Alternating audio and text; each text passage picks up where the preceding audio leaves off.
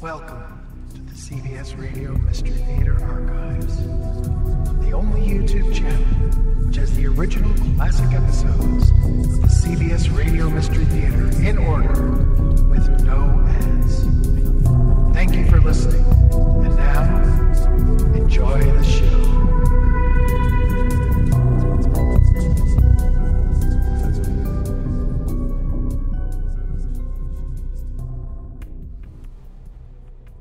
The CBS Radio Mystery Theater presents...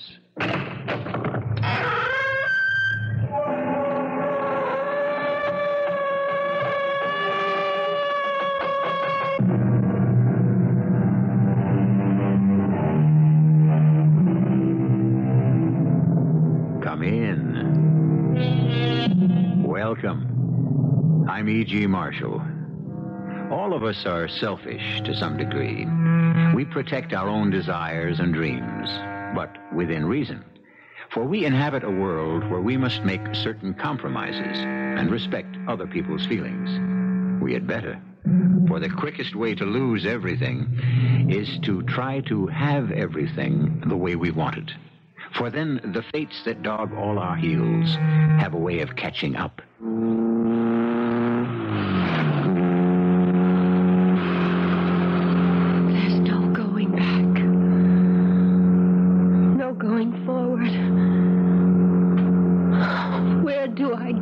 From here. You've lost me, Laura, and you can't have him. Only one thing to do. You're right over the canyon. But the car. Not the car. Nothing matters anymore now. You gambled and lost. Lost.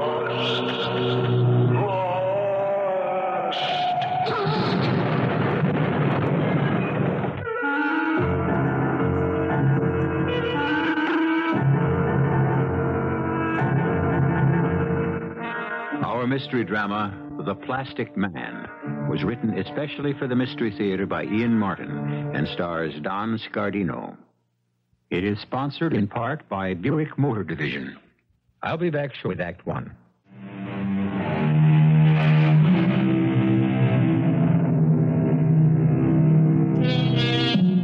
As I said in the beginning, this is a story of an extraordinarily selfish man, a sort of product of our times. George Hartford, who could well be named the Plastic Man. Note his action and reaction to the oldest and most productive relationship in the history of man.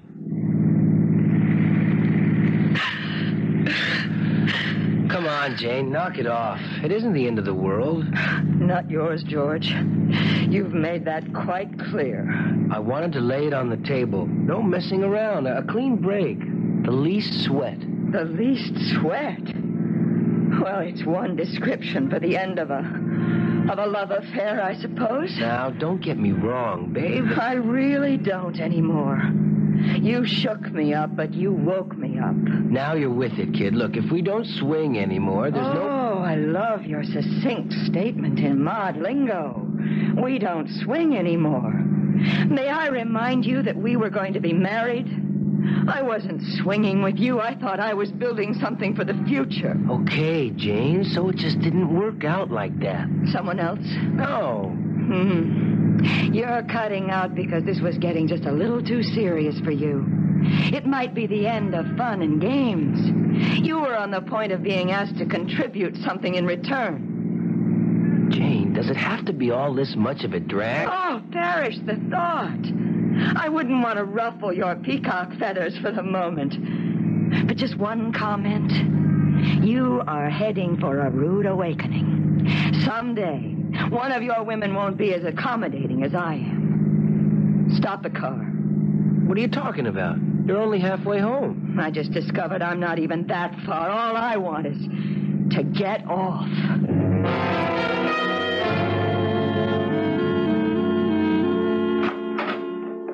George?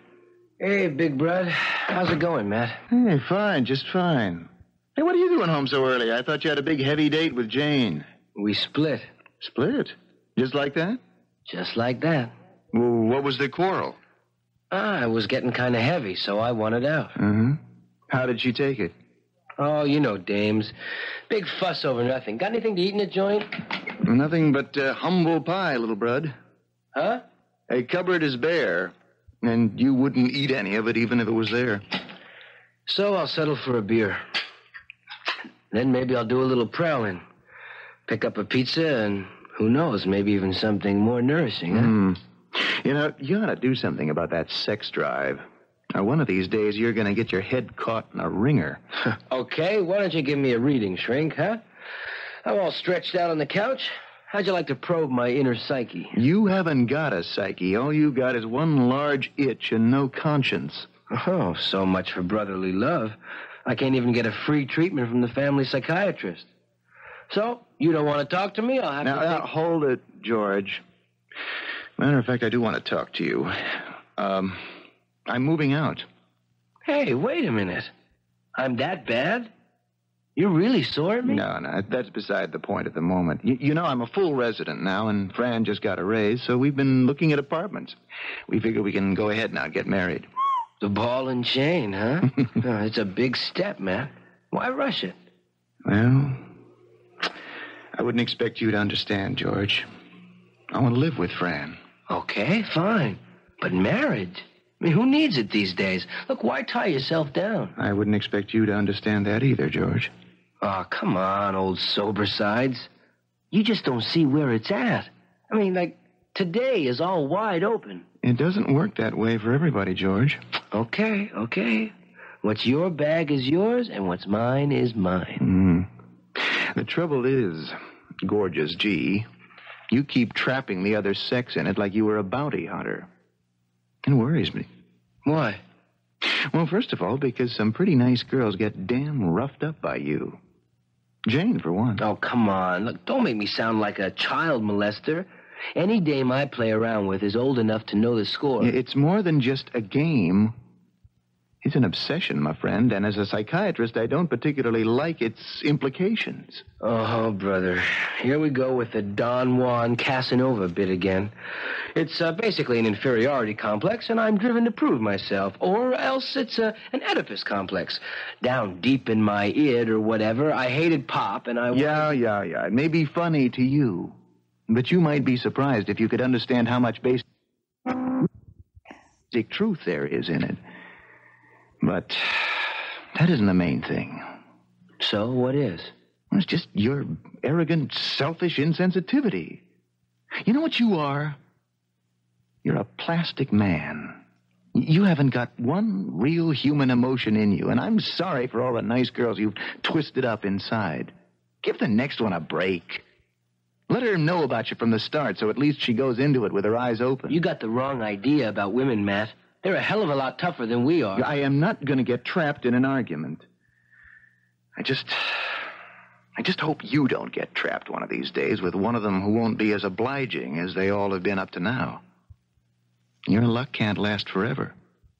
Sooner or later, you are going to get caught in a buzzsaw. Don't say I didn't warn you.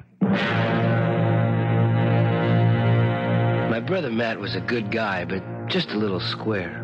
And the chicks, well, you know how it is. You take them as they come. Like I say, it's a big world, and if you want to hang yourself up with one old lady permanently, that's your own business. Me, I like to hang loose. I never figured old George here would get hung up on one, and surely not the way it happened.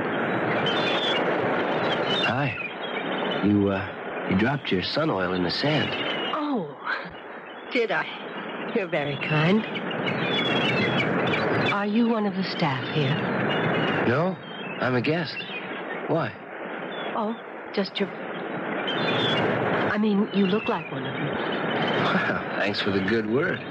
These jocks that work the staff here are really built. No, I'm just taking a week off from the daily grind. And a friend said these Club Pacificos really swing. I don't know, maybe I missed the season. Till now. What do you mean?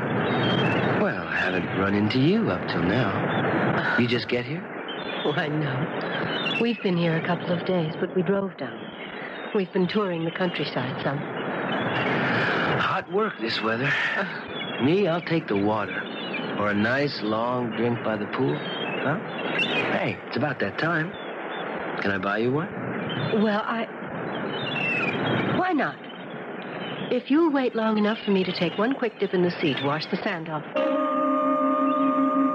She came up from that beach lounger in one long, fluid move like a cat. My breed. I watched her run down and into the water. A one-piece suit, but it didn't hide any of that figure. Long waist, long legs. The club was beginning to live up to its reputation. Pernod long, right? Right. How many beads do you want? Hey, I said the drinks were on me. I pay my own freight, the way we travel. Ah, there's that we again. Roommate? Husband. Oh, and he lets you out without a leash? It's a free country.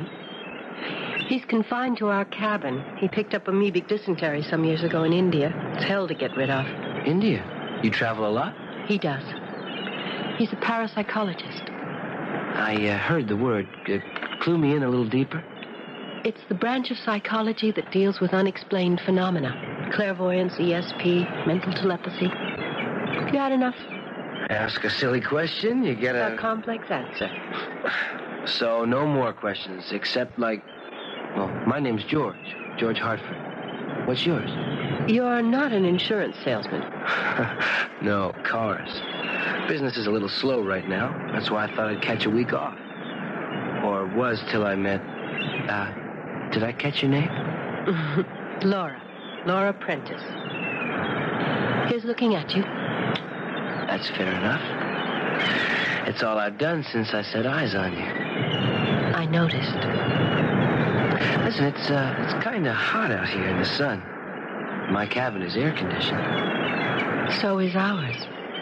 I just meant, why disturb your husband?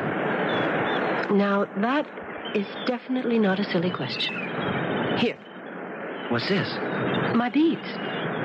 Buy us both another drink, George. And let's see how cool your pad really is.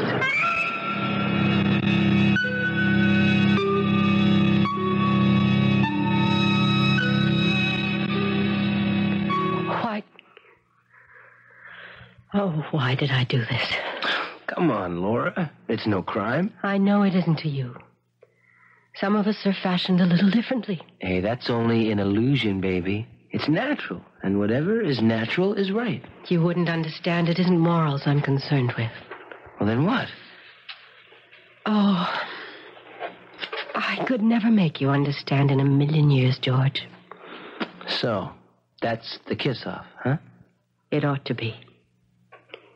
But it's too good for me to have the strength of will to let it go that easily. Now you're talking. No, not here. Tomorrow, away from the club. I have my car. We'll drive somewhere for the day. I'll say I'm going shopping in Puerto Vallarta or Guadalajara. You're the lucky sinner. You don't need any excuse. I'll meet you at the parking lot after breakfast. Oh, how do I find you? It isn't hard. It's the only green Mercedes. And the license plate is 6999. I wanted 7,000 for luck, but I never could swing it. Till tomorrow, if you want to risk it.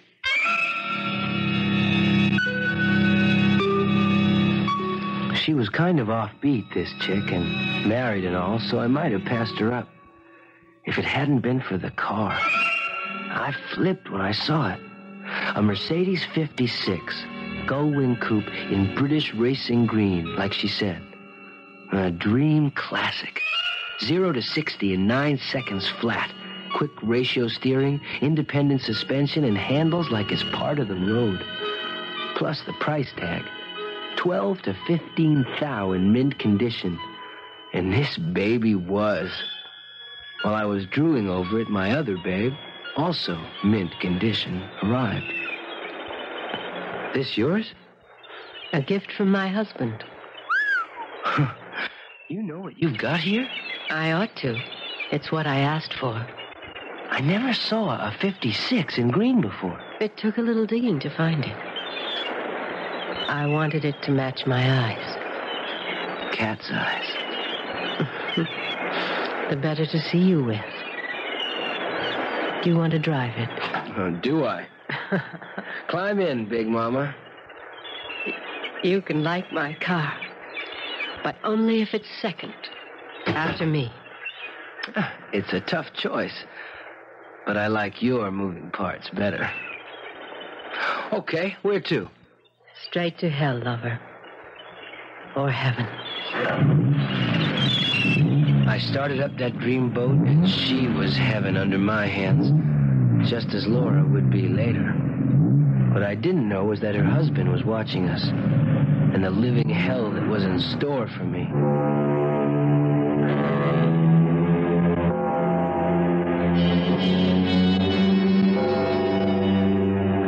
It's hard to have much sympathy, if any, for our plastic man, George. He's an expert in taking without giving.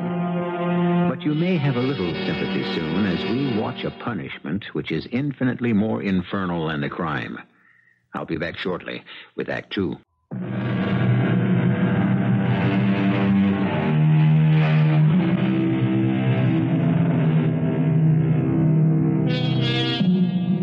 To watch George Hartford drive that Mercedes that hugged the road, floating as though on rails and cornering to perfection, to watch his face and the fanaticism of the faddists suffusing it, was to know our plastic man had an Achilles heel.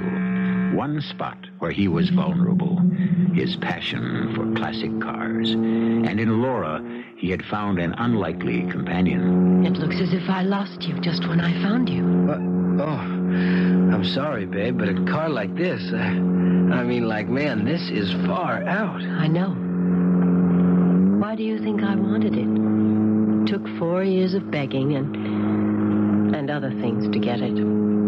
Greatest feeling in the world, right? It was. Or at least a substitute till there was us, huh? If I'm really included in. Come again? Forget it. It's our karma. Too late to offer you a way out. Wait a minute. You lost me somewhere. I should probably never have found you. George, there could be danger. You want to turn back? I don't make all this. You mean your husband? Yes. Well, what is he? King Kong or the Godfather? Oh, no. Horace is quite small and very mild and very rich. I'm quite willing to admit the last is what attracted me to him. I didn't know then about the other. The other what? How deep his interest in psychical research was. Or how powerful some of the forces involved are. Hey, you know something, babe? You're talking kind of weird. 6 years with Horace would make any woman a little offbeat. I've been walking in a bad dream. You woke me up, love. Oh, look. There's a motel, George, or whatever you call them in old Mexico. It's too much talking that gets everybody into trouble. Now you're talking, Laura. But making sense.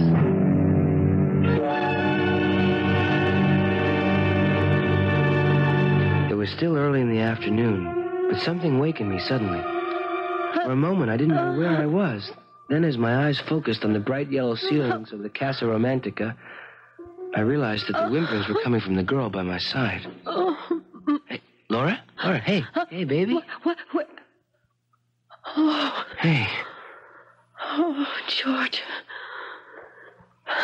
Don't say anything. Just hold me. Hold me a moment. Okay. Hey, stay loose. We didn't blow up the Capitol or anything. We're not on the wanted list. He knows. Who? Horace. Knows what? About us. Hon, if you got a guilty conscience... No, this isn't conscience. It's beyond it. Let me go, George. Let me go. Where are you going? I just have to get up to the window and get some air. Here. Why don't you wrap something around you? Will that make me decent? All right. George, What? you're a very selfish man. I know this is just a casual affair for you that you drifted into. I suppose I shouldn't worry about you. But you asked for it. Let me say it once. I'm sorry. But it's way too late for either of us to back out. Now, let's get dressed and back to the club. I'll say one thing for you, Laura. You do come up with the surprises. But I must say, this is one bummer of a so long, Dad. Oh, you and I haven't finished, George. We've only begun. That's part of the karma, too. I didn't like this whole gig. I was into something I couldn't grab. Kind of a nowhere for me, because I'm the one who usually decides where it's at. Driving to the bus stop, too, I had this crazy notion that maybe it was the Mercedes 56 I'd miss more than her. It was all mixed up. And coming home to my cabin late in the evening, just at dark, I got shook up some more. Have a nice bus ride, Mr. Hartford. What? Who the hell are you? What are you doing in my cabin? I'm sorry.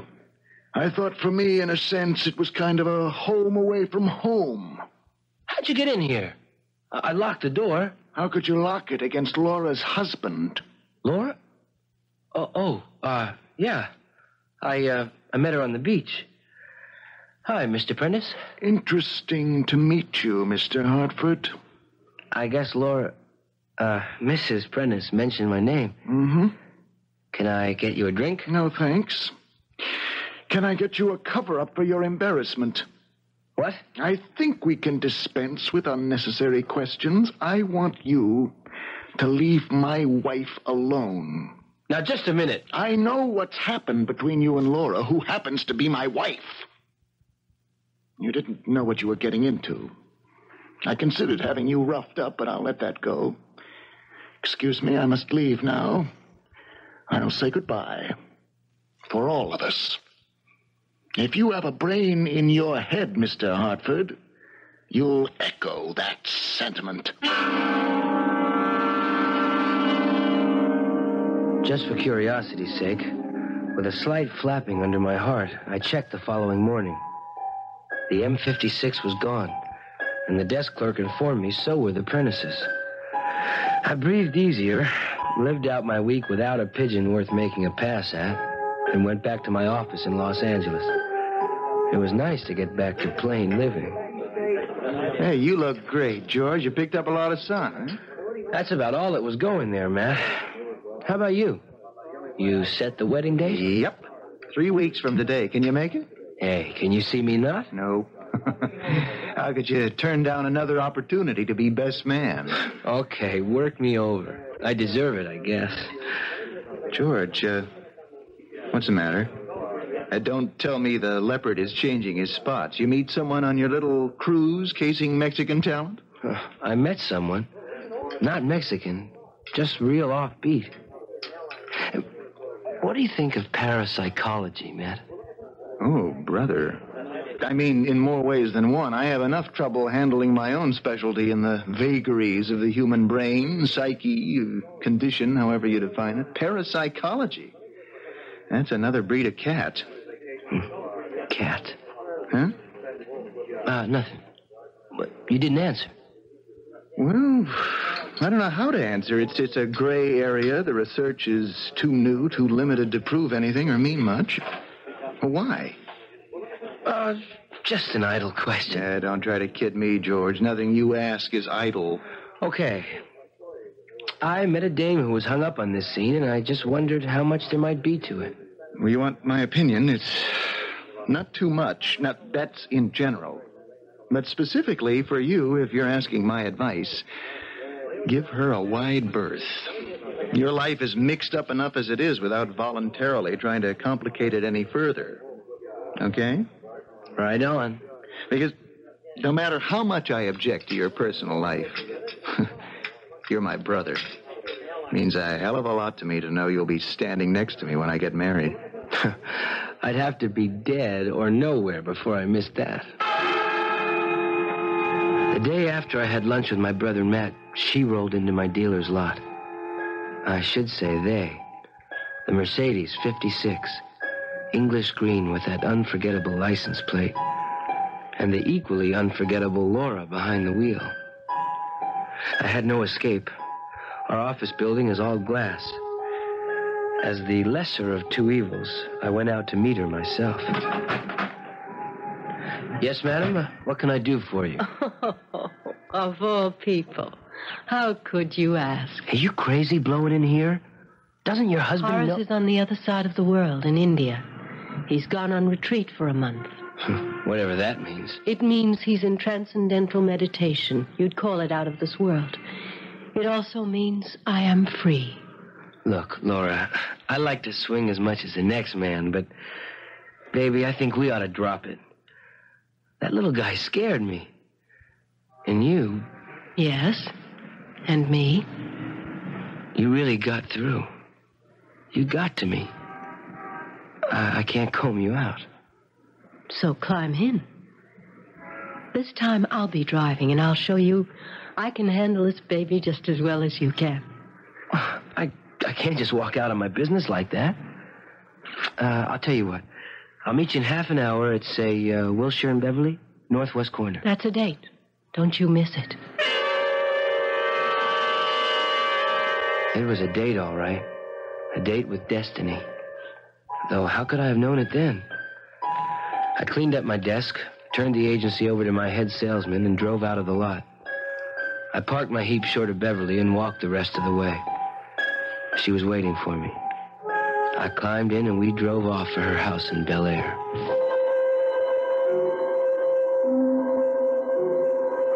warned you, Hartford, to stay away. Now you will both have to suffer the consequences. What? You heard him, too. What are you talking about? Horace, my husband. He knows about us. You gotta be kidding. I mean, if he really is in India... Oh, he's there. It doesn't make any difference. Look, I don't dig any of this. It's too wide out. All I know is I'm getting out right now. I never should have climbed back in. We're committed now. No way, baby. It's out of our hands. Horace doesn't want me back. How do you know? He's telling me right now. From India? I warned you were getting into something beyond your understanding. Okay, so great. Now I'm on my way out. You can't. This just isn't a silly girl who's trying to hang on. I told you the moment I laid eyes on you. I knew you were my karma. Hey, what's this karma jive? My fate. And yours. You can try. But you'll never escape me. Don't kid yourself. I know when I've had enough. I'm blowing this scene, and this is goodbye. I lit out of there like my tail was on fire. Matt had warned me I'd get caught in a nutcracker one of these days, and this looked like one of them. And man, it was weird. When I read about the crash the next day, I felt like a real heel. But I heaved a sigh of relief just the same. I didn't have any feeling of guilt. Or did I? Why should I? If only I had known what she was thinking on that last ride, maybe...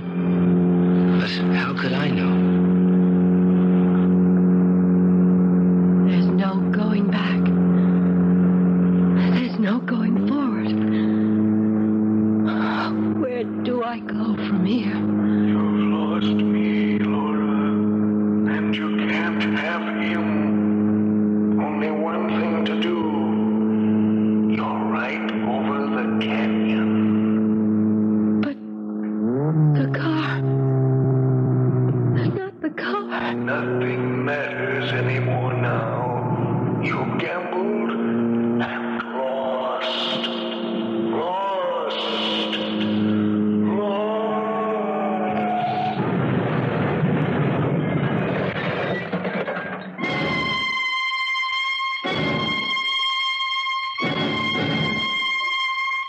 I read it in the morning papers. Woman plunges to fiery death off Coldwater Canyon. Both car and driver completely destroyed by fire. Police determined by one remaining license plate that the victim must have been Mrs. Laura Prentice. I felt kind of sick, but relieved. That was the end of that.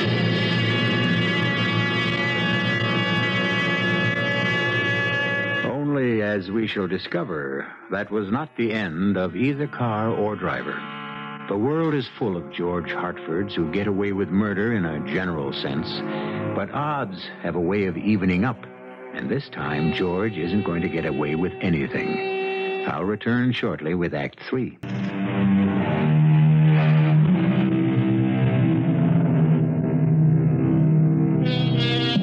This story is a snowball, starting from microscopic beginnings, gathering momentum and mass as it rushes down the hill. The tension and terror building from nothing to a massive and inevitable crash, and, like the snowball, being fractionalized into nothing again.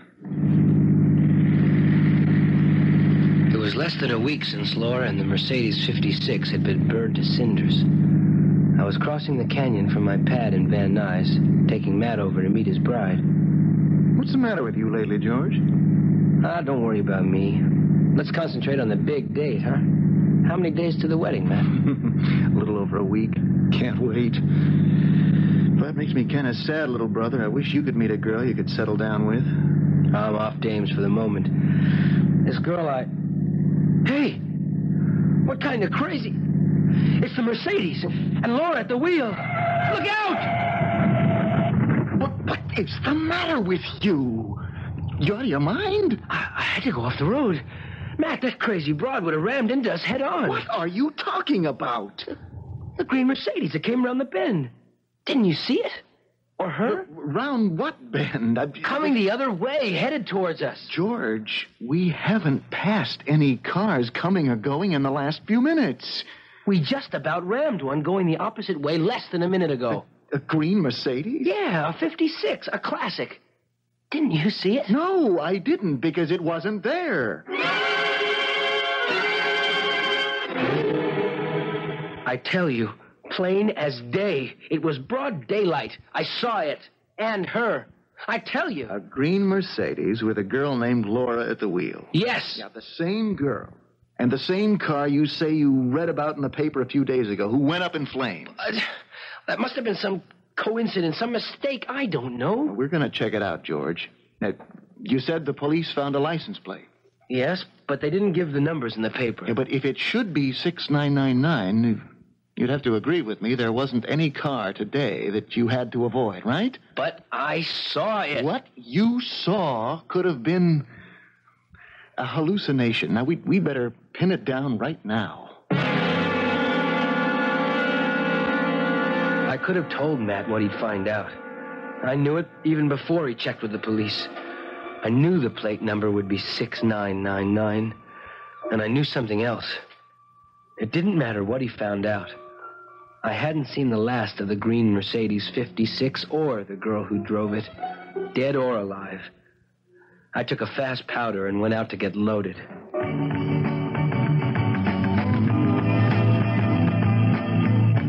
The name's Ginny. Ginny Blake. Oh, George here. George Hartford. So, now we're bosom buddies. Buy me a drink? Sure. What's your poison? You'll laugh. I could use one. A horse's neck. Plain soda, anything soft. Funny, huh? No, except why would you... What are you wasting your time on a guy like me for? Oh, I don't know. I come here sometimes, and either I'm too shy to say hello to anyone, or I don't like the guys who try to turn me on. I'm lonely. That's why I come. You really want that drink? No. I'm up to here already. So am I. How'd you like to drive me home, Ginny? And then I'll give you car fare back to your pair. Oh, when do I leave for my place? Right after you drop me at my door. I'm not looking to make out tonight. That's a new line. Could be the beginning of a beautiful friendship. Come on, I'll take a chance.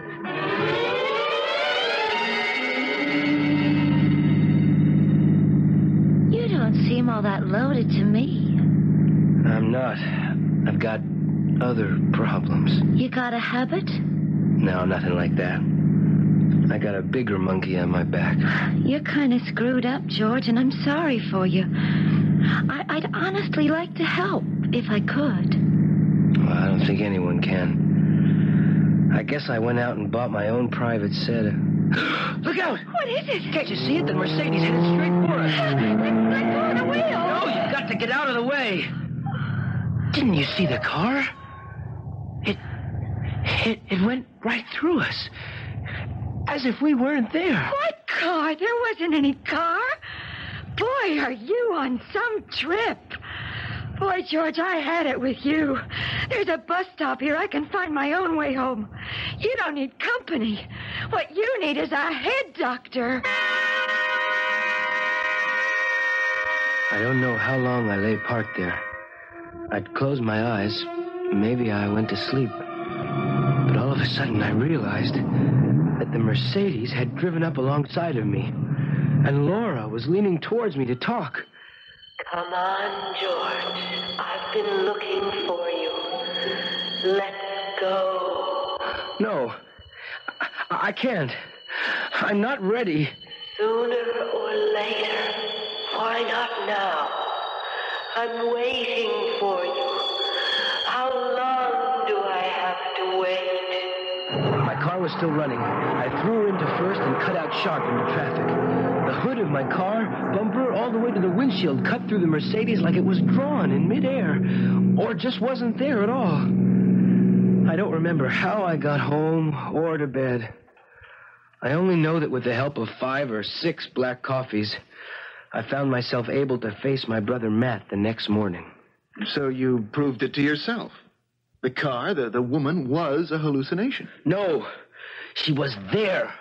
I heard her speak twice now. George, I checked out the license plate with a friend at police headquarters. There's no doubt that she crashed in that car. Then why do I keep seeing her and hearing her? Well, it's a fixation, guilt reflex. So get rid of it for me.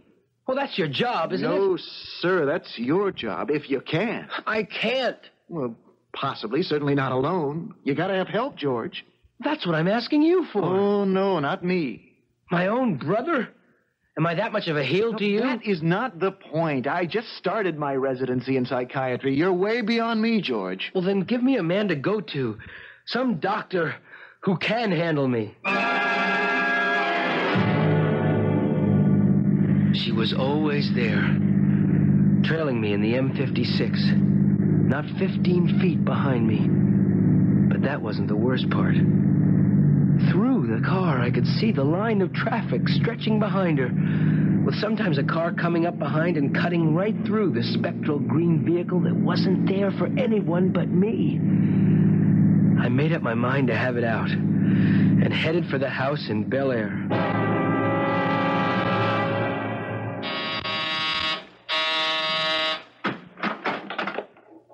Come in, Mr. Hartford. I've been expecting you. Thank you. There's no need to thank me. Oh, well, anyway, thank heaven you're here. I thought you might still be in India. Oh, no. I came back for my wife's death. What? For? I landed from the plane at the moment she went over the cliff. You see, I knew she was going. But how could you? I sent her to her death. You know, she's following me. I can't get rid of her. Or the car. I know. And you came to ask me for help. Oh, yes. Please help me. You must help yourself, George. You didn't hesitate to in the beginning when it was something that didn't belong to you. Why hold back now? What do you mean? You'll never be rid of her as long as you live. Why don't you join her, George? You see? There she is. She's waiting for you. Join her! I was outside the house, the door shut in my face, and parked in the driveway facing me was the green Mercedes. I went a little berserk, hurling myself into my own car, ramming her into first and driving in a scattering of gravel and dust straight through that infernal vision. I smashed into Sunset, turning left in a screech of tires, heading for Coldwater Canyon and back to the valley. But all the time, my nemesis followed me, riding up my back, tailgating me. Then, at the top of the hill, suddenly riding on air, right out over the valley, the Mercedes drew abreast of me. Why don't you join me, lover?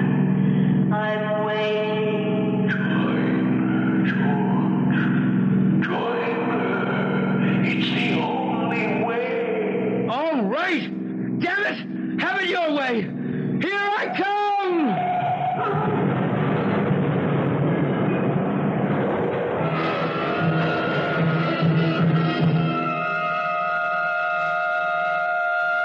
I'm so sorry, Matt. Your poor brother. I'm so sorry for so many things, Fran. For what he was, for what he made of himself, for the help I couldn't give him. But most of all, for calling him a plastic man. What do you mean, darling? Turns out he wasn't. There was a chink in his armor, whether he knew it or not. His conscience. You mean for that woman's suicide? The one with the Mercedes? Yes. They hadn't even had time to repair the guardrail. He went right through the same gap she did. Well, no sense agonizing about it. What's done is done. At least, she won't be haunting him anymore.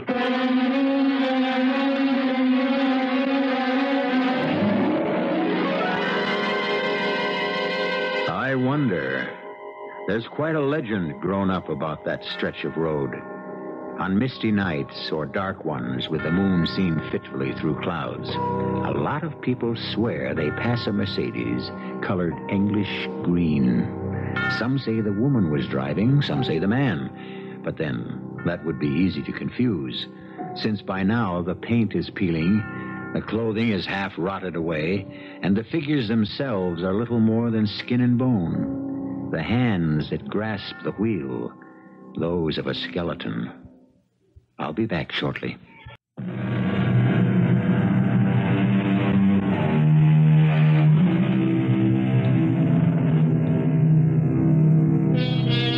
One further note. Shortly after Fran and Matt were married, a large sum of money was given to them by an anonymous source. And at the same time, Horace stripped himself of all his possessions and gave the bulk of his fortune to the School for Psychic Research, where he had taught so long. He left for India and was never heard of again. One story has it that he sits in meditation somewhere high in the Himalayas, treated by the nearby villagers as a holy man. Perhaps so. But is it meditation or expiation? We'll never know. Our cast included Don Scardino, Joan Loring, Russell Horton, and Catherine Byers. The entire production was under the direction of Hyman Brown. And now, a preview of our next tale. Lieutenant Kaufman, I was sent in here to see you. How can I help? A man named Tom Beckwith was murdered last night. That's right. Do you have any information that would... Yes, I'm responsible for his death. What are you saying, Mr... Wilson. Roger Wilson. I caused his death. Are you confessing to the crime? I suppose that's the only way to put it. I wished him dead. You wished him dead? Yes, Lieutenant. I wished him dead. I wished it with all my strength. He was killed by 2 shots from a .38 caliber pistol. Now, did you fire them? That's immaterial. Mr. Wilson, you don't look well at all. Now, I'll have an officer see you to your home. This is E.G. Marshall inviting you to return to our Mystery Theater for another adventure in the macabre. Until next time, pleasant dreams.